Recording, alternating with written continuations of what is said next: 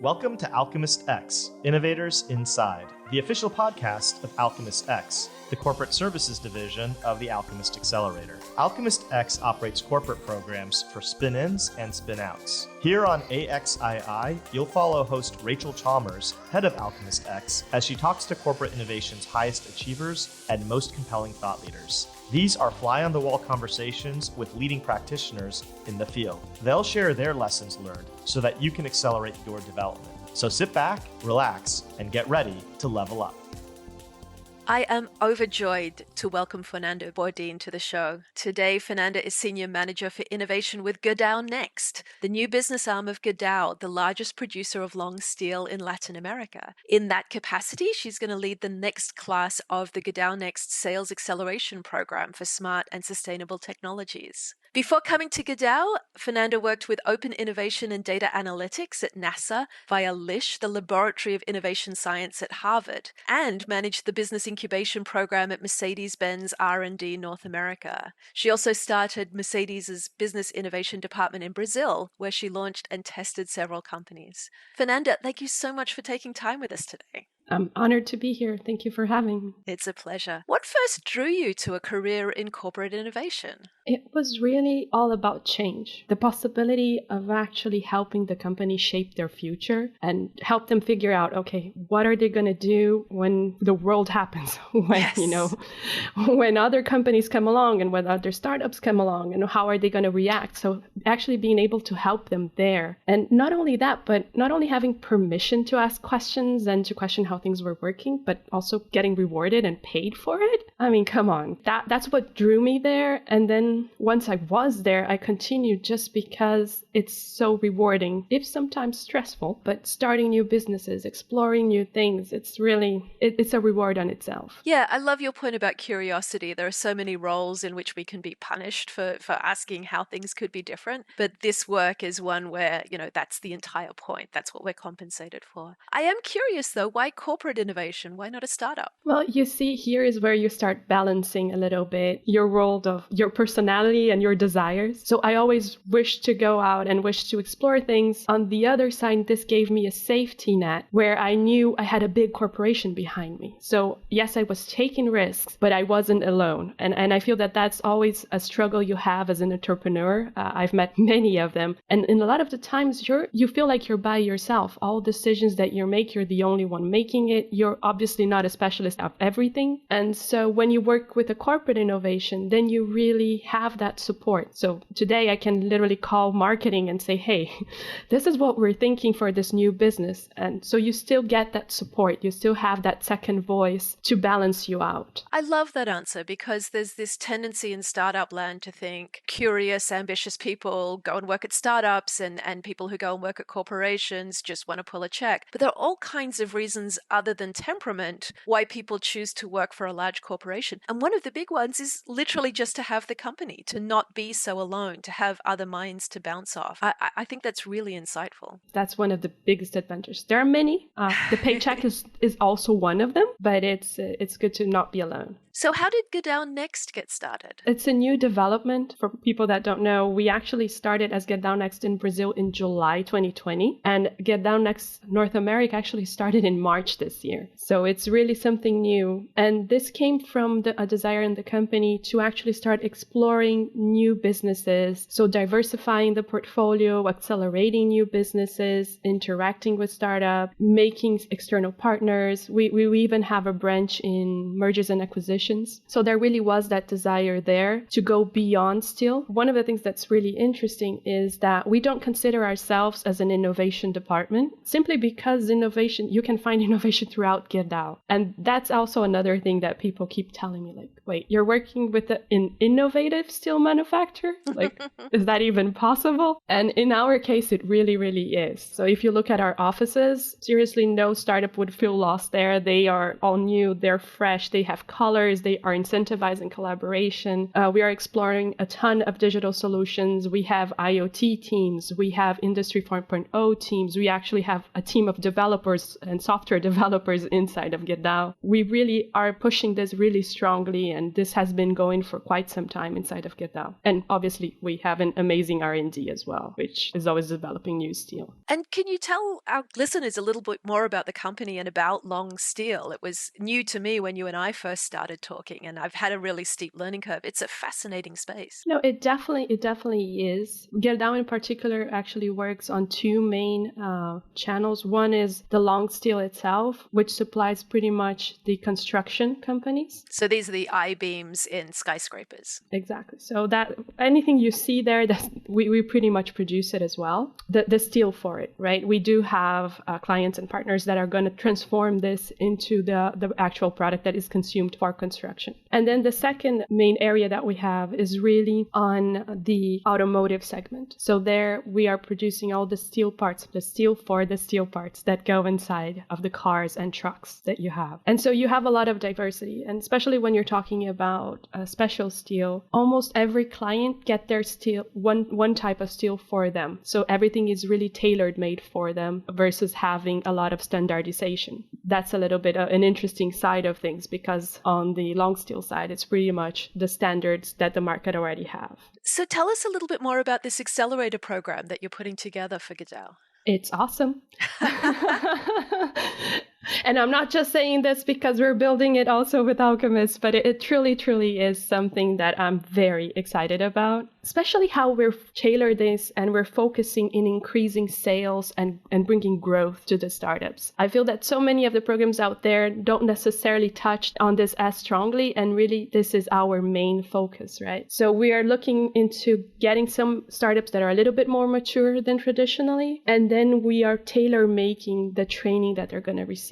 We're really going to go and take, okay, show me your sales material, show me how you make a sales, and then we're going to diagnose that and build a training and workshop that is going to address exactly what they need. And that's really just one of the pillars that we're building, right? When you look at the second pillar that we have, which is network, we are not only going to help people to sell better, but we're going to take them, we're going to open our network, we're going to open Gerdau's contact list and really take them, introduce them to our clients, introduce them to our suppliers, take them in front of the right people that can make a decision already. And I feel that that's going to be extremely powerful. From my experience working with Alchemist Accelerator with B2B companies, the opportunity to get a warm introduction into an ecosystem like this, which maybe isn't as connected to Silicon Valley as the financial institutions and the insurance companies, which all have skunkworks labs here, getting into something like the steel industry and its downstream and upstream partners is just such an incredible opportunity. I absolutely agree. Because we want to be sure that we're being complete, we are also looking into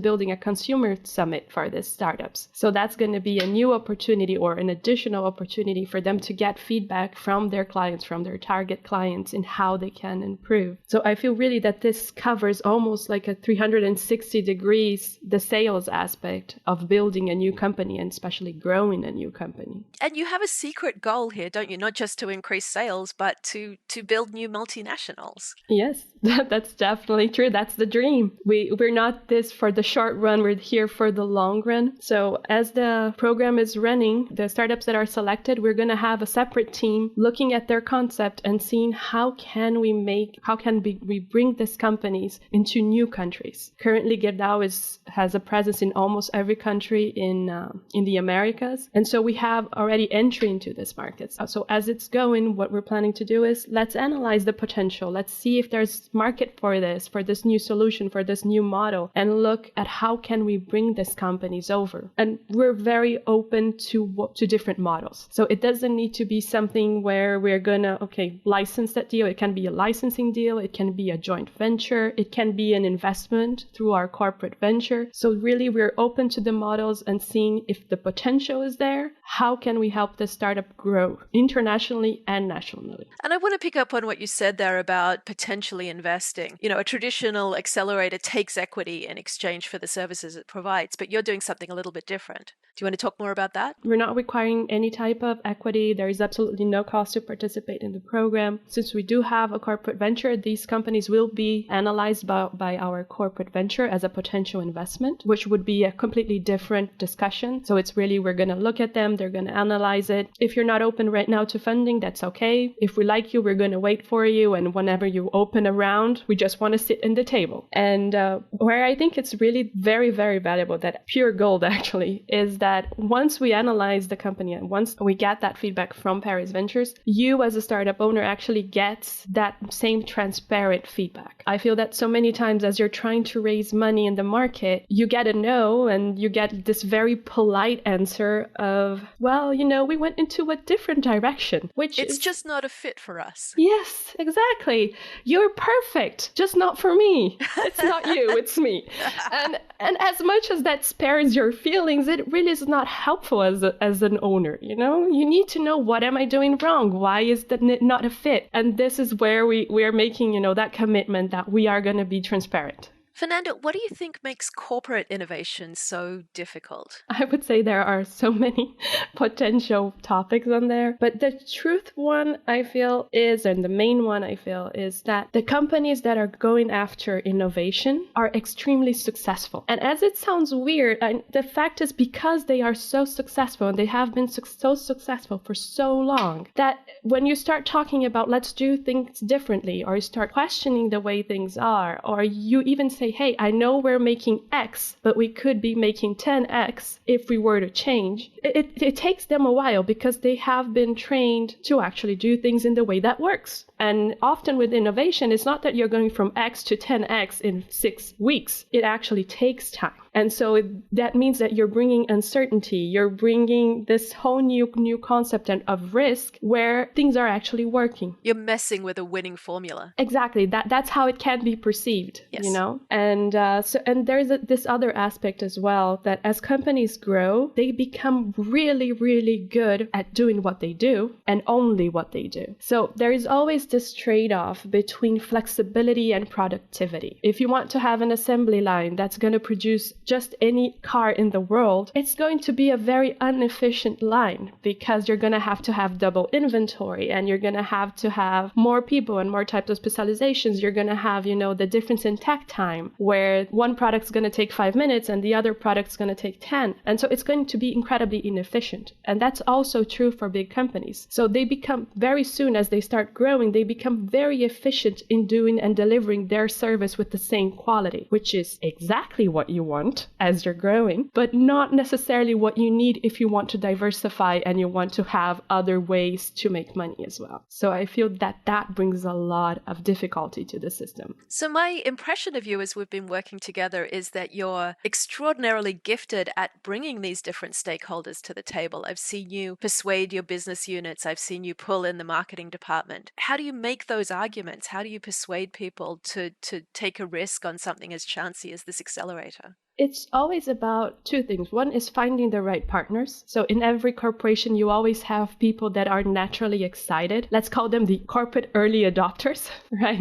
So finding those people and knowing who they are is always very, very helpful. So that's one aspect of it. And the other aspect is really about bringing or repurposing what you're trying to do. Always look for the win-win solution. So it's never really only about what you want to do and your project. It's really about how can my project or this project actually contribute to your targets, to your KPIs? How can we use this to also have that second message or that third message that's going to impact you in a positive way? Yeah, and it's interesting coming from Silicon Valley, which is the land of the zero-sum game. Literally everybody reads PeterThiel 0 to 1, to a corporate environment where you have to look at those mutually beneficial outcomes. It's about working in company. You've got to find ways for everyone to benefit. Exactly. And very often, I'm going to tell you more often than not, I end up with better solutions than I started. So more than once, somebody brings, or we have to do some concession because that's then going to help the other department. The final product, more often than not, is better than what we started. Yeah, functional teams are so much more than the sum of their parts. Sure, it adds complexity, but it's worth it. How would you distill all of your experience, not just with Gerdau, but with NASA and Mercedes, into 1 or 2 lessons for our listeners? Well, it's there are much more than 1 and 2 lessons. We've got all day.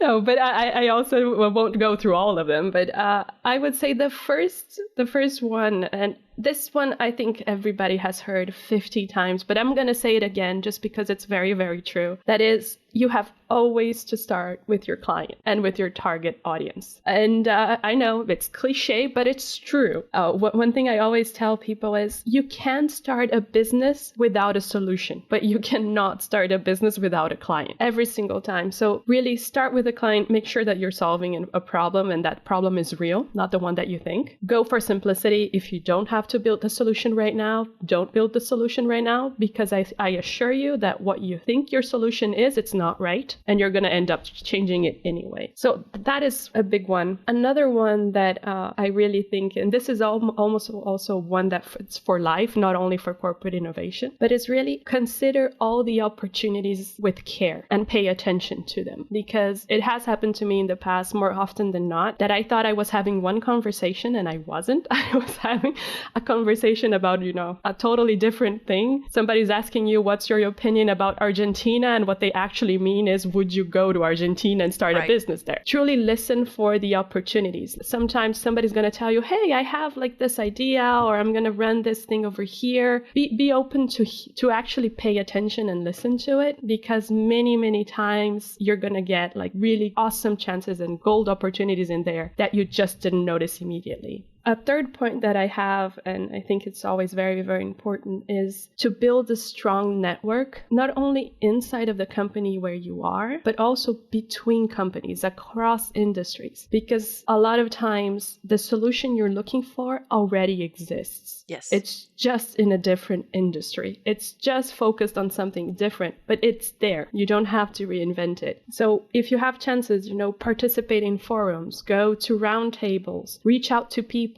And I'm not the most outgoing person, so I know the hassles of trying to network, but I found out that the best time to connect with people is when you don't need anything from them. Yeah, that's so true. If you have to connect with somebody when you need something from them, it bleeds out that you have some sort of interest. So really, when you don't need anything from them, that's when you should try. And especially if you can offer them something. Let's build something together. Let's have a discussion. Really try to take those opportunities to really make those connections, because they're going to help you a lot as you're facing all your challenges. Yeah, I have literally never regretted paying anything forward in my career. Very true. And the last thing that I have, which is a little bit closer once again to working in big corporations, is be careful of what I call majority bias. This is really when you are surrounded by people that think like you, be that because you have the same nationality, be that because you have the same background. And very often what happens is, because you're hearing your opinion back to you, you think that that's brilliant. And you ignore the 2 or 3 people that are telling you that, no, maybe that's not the perfect fit. And I've seen this happen a lot in multinationals when you're talking with the headquarters. Not because they are mean, but because there's more of them. And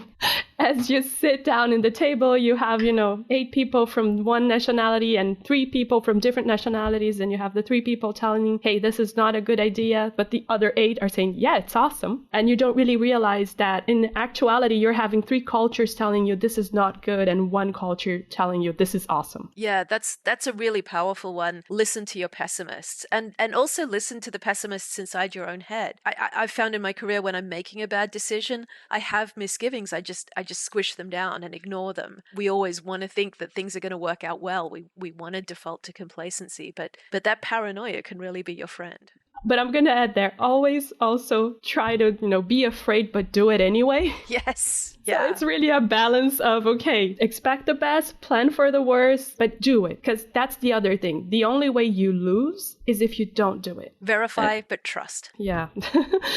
It's always a balance. That's the one thing about life, right? When you look back on your career, what are you proudest of? That's a very interesting question. Because you see, personally, I always want my proudest moment to be in front of of me and not behind me. I always want to have like that new thing and that important thing that's coming up. And so I'm always looking forward and not always looking that back. That's such a great answer, because so many people are like, oh, well, I achieved this and that. And you're like, no, my best days are still ahead of me. It's a really refreshing perspective. It makes life simpler, actually. Like you can be proud as much as you want, because we've all done amazing things, every single one of us. But always having that expectation, like the next thing is coming, keeps you aware and keeps you paying attention so that you can achieve it. There's this wonderful line. We're watching Hacks, which is this amazing comedy with Jean Smart, the stand-up comedian. And there's a point at which she turns around to her millennial sidekick, Irritant, and says, so you're good. So what? Good is the minimum. Everyone here is good. That's where you start.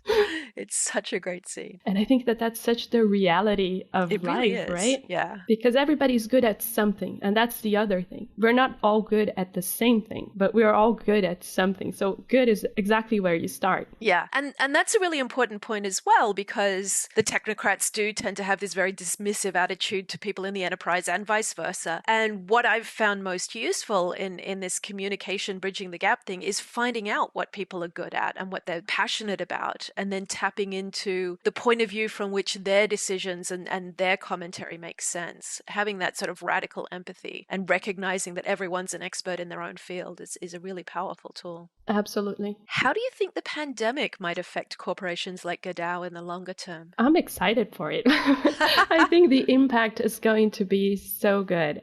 For one, and I think undeniably, the digitalization of life. So many companies had to adopt virtual work, had to start looking through that and adopting it. And I think that's going to be beneficial for every single one of the ones that were able to do it. Also, because once you start going digital, you start having data. And I genuinely believe that data analytics is the future of decision making. Actually, I think that for certain companies around, it's actually the reality of decision making. And so it's something that I feel, okay, having data is so essential, and it all starts by collecting data. So going digital helps you there. And from there, you start making smarter and smarter decisions, because now you have data to support you, where before you only had like gut feeling. Now you can mix them both. I would push back a little on that. I would say you have the potential to make smarter and smarter decisions. There are people sitting on enormous piles of data who are resolutely ignoring what it's actually telling them. Yeah, it's very true. It's very true. And another thing I strongly believe it's going to happen with corporations is that they're going to become more talent-centric. Before, because you had to physically be there, you always had those challenges of, I found the perfect person for this job, but now I have to convince them to move, 1,000 miles somewhere else. By having this possibility of virtual work or even mixed work, you can now become a lot more focused in, no, this is the right person for us. So, hey, let's let them work remote for a while, and then they'll fly over, stay a week, a month, and things like that. And it really allows you to get more talent, get not better people, but the people that are the best fit to what you need. And so I think that that's also going to be something very important for the corporations. That said, you've been so busy and you do so many things, and I know what long hours you work. How do you avoid burnout? I would say it's all about preparation of the mind and of the body. So really, I think the biggest thing, at least for me, for burnout is truly being prepared psychologically to know what's going on. One thing of starting new businesses is that some days you wake up and you're the king of the world. Oh, nobody has a better idea than you have. Like, that's so gonna work. That's so amazing. And then 5 minutes later, something happens. Like a client tells you no. And now you're feeling as if, what were you thinking? Like, of course, this is a horrible idea. And then, 2 days later, you have a new contract. And now you're back to being, in your kingdom. It varies a lot. And you need to be prepared psychologically to know that that's gonna happen. I'm laughing because I recognize myself so much in this account. I know. So if you know that that's going to happen and that is normal, you can actually bring yourself back from both extremes. And once you are a little bit more stable, now it's much harder to burn out. Really having that preparation. The other thing is you have to respect your body as well. Plan for sleep and choose to sleep. That's also another thing. So often we choose not to sleep because you're tired. And that sounds weird, I know. But sometimes you're like, okay, I've been working, and you're like, I want to watch TV. And then you go into YouTube or whatever you want. And now once you realize it's been 4 hours and it's midnight and you haven't slept. And so choose to sleep, choose that, okay, I'm going to turn off the TV at 10. And yes, it's an early bed, but hey, I need my sleep. So you go and you sleep and schedule that time for yourself. And also prepare your mind to go through those rigors. And that way you can at least help with burnout. Fernanda, what is the best way for our listeners to connect with you or follow your work? So definitely LinkedIn. I think that's one of the easiest ways to connect. But also, and I can't believe I forgot to mention it, for our acceleration program, we're creating an extended judge panel. If you aren't part of a corporation and you would be interested in participating in bringing the knowledge and bringing part of your network, even if you're willing to, let me know. Just send me a message on LinkedIn saying, hey, I want to know more. And we can sit down and connect and talk a little bit more of ways that potentially can make sense. If you think you're not qualified, you already are. Please don't hesitate to reach out. Definitely. We want you. Fernanda, is there anything I forgot to ask you? Oh, I think we covered everything. Thank you so much for having me. It was a pleasure to be here. It's such a pleasure to have you. Thank you so much.